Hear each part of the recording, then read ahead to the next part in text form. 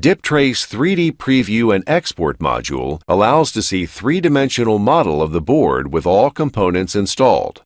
You can rotate board model on 3 axes, zoom in and out, change colors or board thickness. DipTrace allows the engineer to export board to STEP and VRML formats for mechanical CAD programs. 3ds, IGES, VRML, and STEP package models are easy to attach and preview. Upload a model from a separate file, or select it from a customizable list of all available models sorted by libraries. More than 11,000 3D components are shipped with DipTrace.